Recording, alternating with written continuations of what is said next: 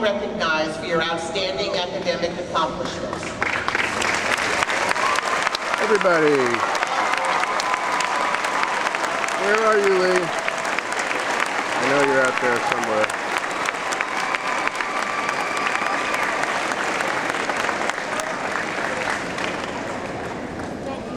Thank you. Lots of you, lots of work. Russ, you're going for summa cum laude, right? I now have the distinct honor and privilege of introducing our convocation speaker, David B. Falk. David Falk is one of the sports industry's leading figures, representing top players in the National Basketball Association and negotiating record-breaking contracts for them. Over the past 35 years, his vision and innovations have shaped the evolution of the business of sport. A 1972 graduate of Syracuse University, David earned his JD degree with honors from the George Washington University Law School. He began his career at ProServe in 1974, representing professional athletes and rising to vice chairman. He subsequently formed Falk Associate Management Enterprises, known as FAME, in 1992 to provide specialized representation for NBA athletes, including Patrick Ewing, Alonzo Mourning, and Michael Jordan's groundbreaking deal with Nike, in the process coining the phrase for all of America, Air Jordan. His career also includes serving as executive producer of several films, including Space Jam and On Hallowed Ground. In 1998, he sold Fame to SFX Entertainment, serving on the company's board of directors and in the office of chair. In January 2007, David relaunched Fame and now serves as the CEO. David guest lectures at universities around the country and serves on the board of advisors at the George Washington University Law School. He has served as chairman of the annual Sportsathon to benefit the Leukemia Society of America, and currently sits on the board of directors of the Congressional Award Foundation. He is founder and principal in Hopeware, a digital alternative advertising company. The Falk's special connection at SU spans 4 decades and 2 generations, beginning with David and Rhonda, and they met as students at SU. Last May, the Falk's daughter Jocelyn graduated from the SI Newhouse School of Publications. The Falks credit their purposeful commitment to education to David's mother, Pearl, who was a public school teacher. In her honor, the Falks established the Pearl W. Falk Endowed Chancellor Scholarship in 1998 to assist SU students from public schools in the Washington, D.C. area, marking the beginning of their ongoing partnership with Syracuse University. In April 2008, David and Rhonda Falk established the David B. Falk Center for Sport Management, an interdisciplinary research center in our college, through a $5 million gift. In the fall of 2008, David was appointed to the Syracuse University Board of Trustees. He is currently chair of the college's Sport Management Advisory Board. David Falk makes himself available to the SU community and to our students. He is passionate about his partnership in education. He visits campus regularly to teach students and talk with them, and to be available as a mentor. We are very, very grateful he is here with us today. Please join me in welcoming David B. Falk.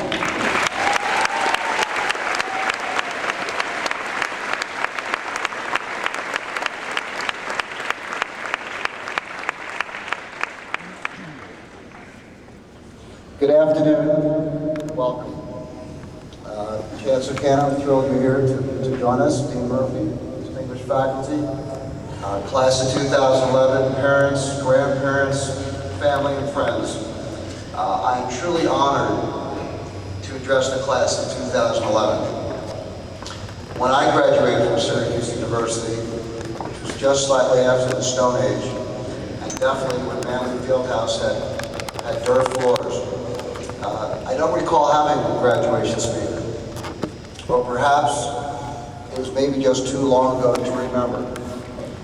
But what I do remember, and remember vividly, is the very strong sense of accomplishment that I felt graduating from Syracuse University, and at the same time, a tremendous feeling of anticipation about leaving college and entering into a new phase of my life. All of you graduates today should feel a very strong sense of pride and accomplishment in completing your degree requirements at one of the most prestigious universities in the United States. And at the same time, I'm sure many of you share the feelings of anticipation, perhaps even a little hint of anxiety about leaving the comfortable confines of our beautiful Hilltop campus to venture out to a new phase of your lives in very uncertain times. Since I get paid, and so my critics might say overpaid, to give advice, I'd like to take the next few minutes and share some advice to you as you stand on the threshold of a new chapter in your lives. First, always look forward. As a lawyer, I was trained to analyze precedents, previous cases with similar fact patterns that establish the foundation for decisions in later cases.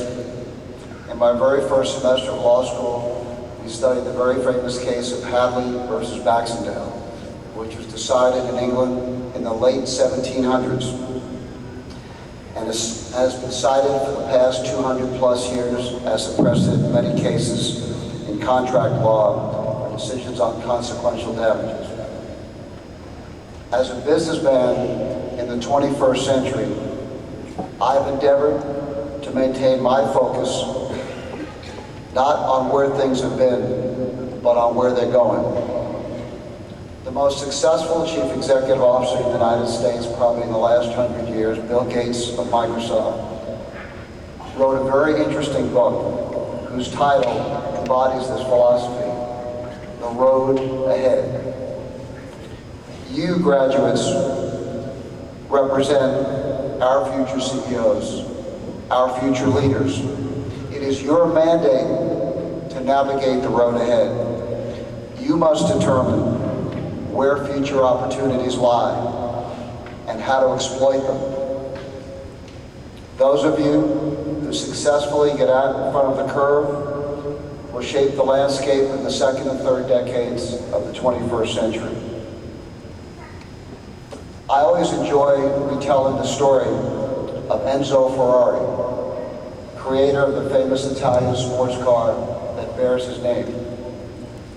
The very first time Enzo stepped inside the prototype of the car he had designed, developed, and built, he just knew that something wasn't quite right.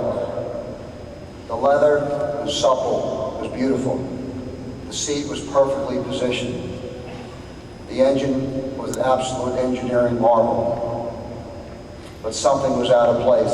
It just didn't feel right to Enzo Ferrari.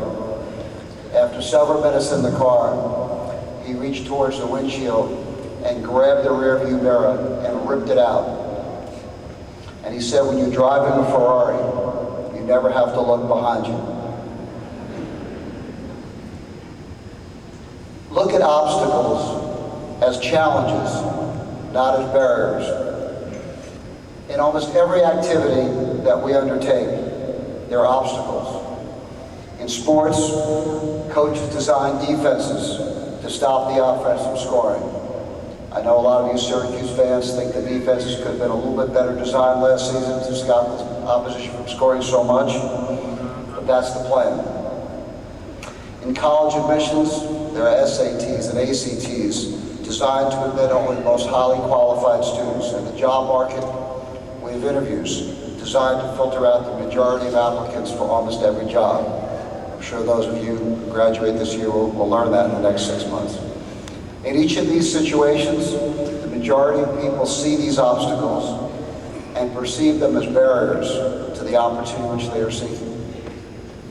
A much smaller percentage of people will see these obstacles and regard them as challenges which they will overcome in order to attain their goal.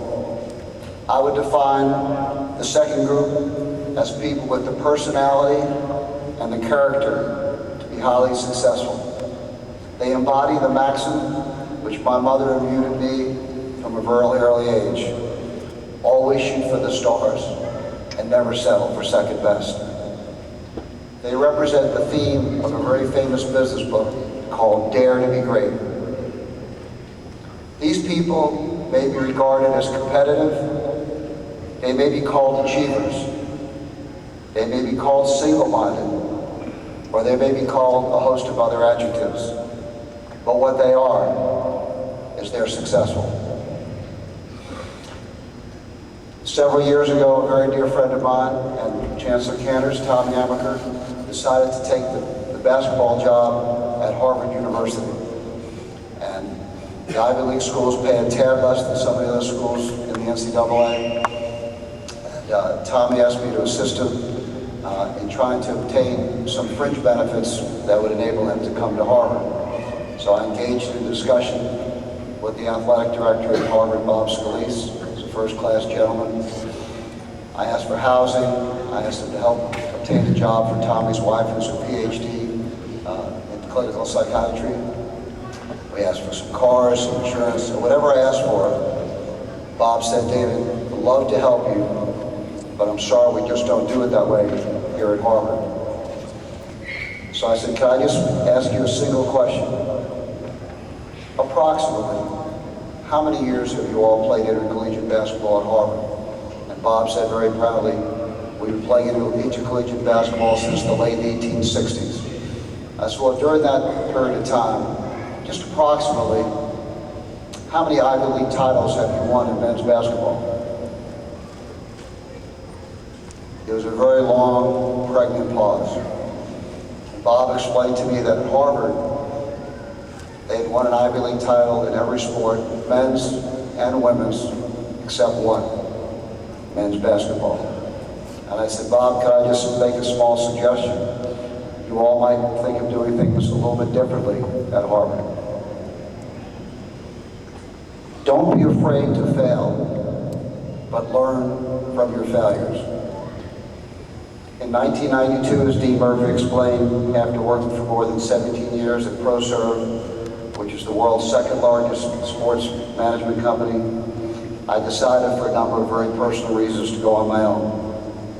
It was at once both exciting and unnerving. On January 6, 1992, I walked into the offices of the chairman of ProServe and I submitted my letter of resignation. Needless to say, the first 6 months of 1992 were incredibly hectic for me. I had established my own new company, solidify the employment contracts with my staff, make sure my clients stayed on board. And the transitioning and all this new work took an enormous strain in terms of both time and effort. And they basically distracted me from my principal activity of trying to sign some new clients to my new company. And as a result, in 1992, I only signed one new client, Alonzo Mourning. The disappointment of having such a modest start in my new company was palpable. There were moments that I questioned whether I'd ever be able to overcome the aftershock of my divorce with ProServe and make Fame the company which I envisioned. 1 year later, in 1993, we were successful in signing the players drafted number 2, 6, and 7 in the first round. In 1994, we signed 2 of the top 6 players. In 1996, 4 of the top 12, and in 1997, 4 of the top 8. On the heels of these 3 or 4 years of very successful operations, we sold Fame to SFX for nearly $200 million in 1998.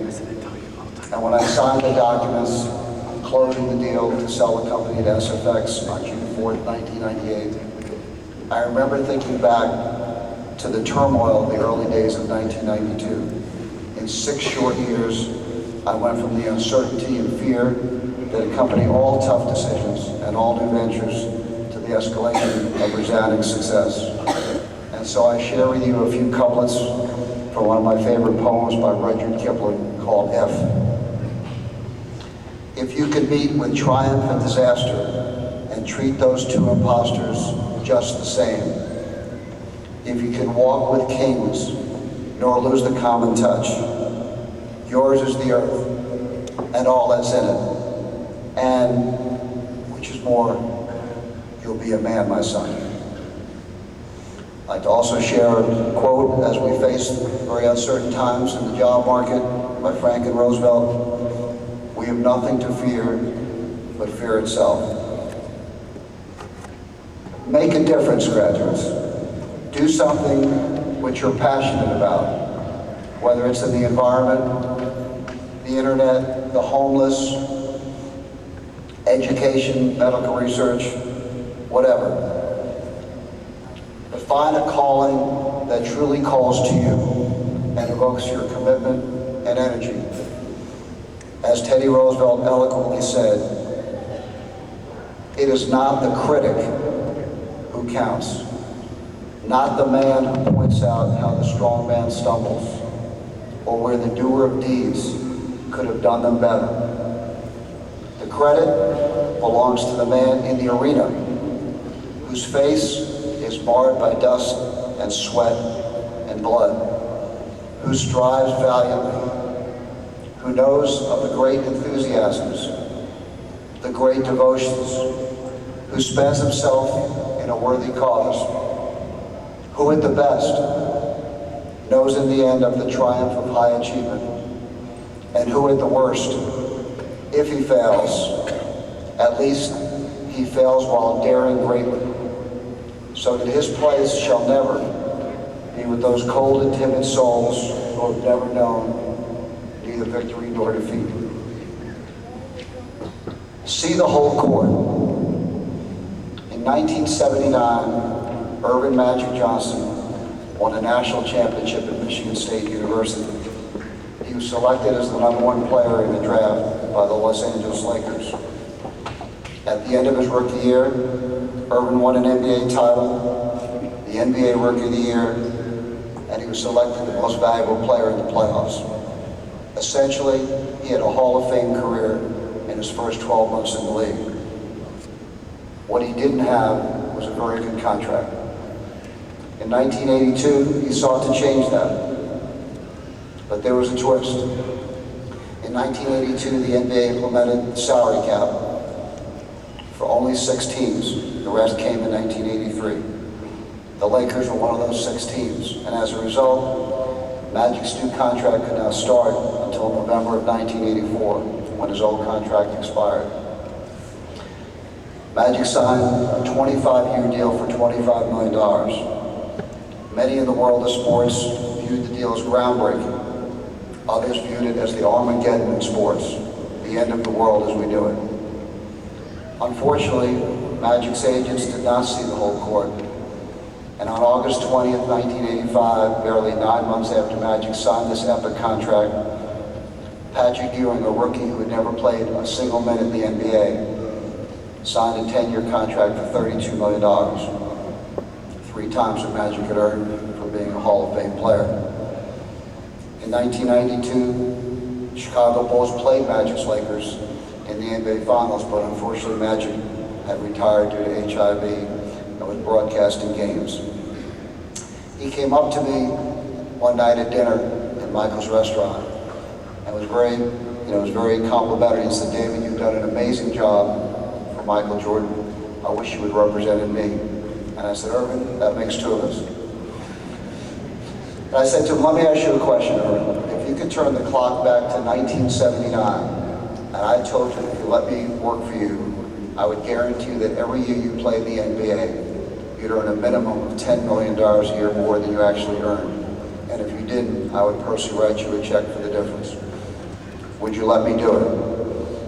And he looked at me like many professional athletes and said, "Let me ask you one question. What would you charge me?"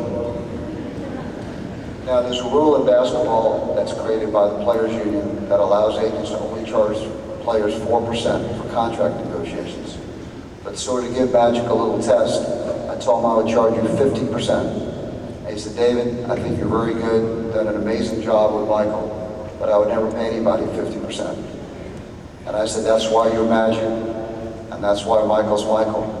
So what do you care what you're paying me? If net of my fees, you're going to earn $5 million a year more than you earn. So make sure when you go out into the job market, you don't mistake the hole for the donut. Learn to define success in your terms. Success can't be measured simply by dollars or grade point average or rankings or statistics.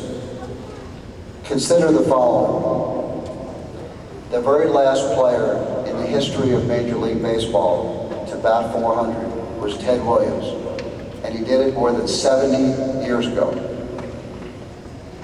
In other words, Ted Williams failed to get a hit 60% of the time that he came to the plate. Nevertheless, 400, batting 400, and Williams the last one to do it, is considered one of the most iconic records in all of professional sports. And that should teach you, as it's taught me, to learn to define what success means. I'd like to talk a little bit about mergers and acquisitions, which might be a little bit off the topic here at the School of Ecology, but in 1998, when I sold my company to SFX, I hired the very prestigious firm of Goldman Sachs to be our investment advisor. And the chairman of Goldman Sachs, Hank Paulson, took a very personal and direct interest in the sale of our little company. After the closing, I took Hank to lunch to thank him for his invaluable assistance. He'd call me every week on Sundays to keep me informed of where things were. And I asked him, during the period of time that we were negotiating our sale, what were you working on, Goldman Sachs? Hank is an extremely humble man who grew up on a farm outside of Chicago, and he didn't really want to tell me. And I'm an equally persistent, unhumble man. I'm very persistent. I asked about 6 times. Finally, after the 6th time, he said, well, David, I worked on 4 acquisitions during the time we were doing your deal with SFX. I merged Bank of America with Nations Bank. I merged Southwest Bell with Ameritech, Universal with Polygram, and Mercedes-Benz with Chrysler. Those 4 transactions total $1.7 trillion and earned Goldman Sachs more than $250 million in fees, which is more than the value of our whole company. And yet Paulson found the time in his very busy schedule to call me every week. Now I can assure you here today that merging the College of Human Ecology and the Falk Center was slightly less than $1.7 trillion. Nor did I enlist the services of Hank Paulson, who went on after his Goldman Sachs career to become the Treasury Secretary of the United States to negotiate our transaction. But what this merger does bring together is professional programs in hospitality management, nutrition science and dietetics, marriage and family therapy, social work, child and family studies, and public health with sports management under the umbrella of one college. There is a very natural synergy among many of these programs. And the challenge, my esteemed colleague Dean Murphy, is to promote and activate the cross-disciplinary and interdisciplinary teaching, research, practice, and service opportunities inherent in these disciplines. I'm very confident that Dean Murphy will achieve that goal. And so now, you spent 4 years at Syracuse University and 15 short minutes here in my classroom. I'm very confident that you're now ready to pursue your dreams and to fulfill the dreams that we all have for you.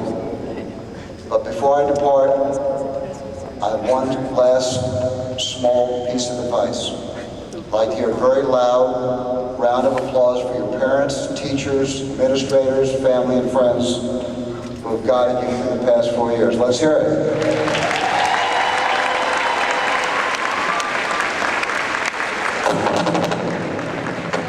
I hope it's a little louder than that tomorrow, or it will make Dean Murphy very mad. Good luck to the class of 2011. Shoot for the stars and make us all proud. Thank you.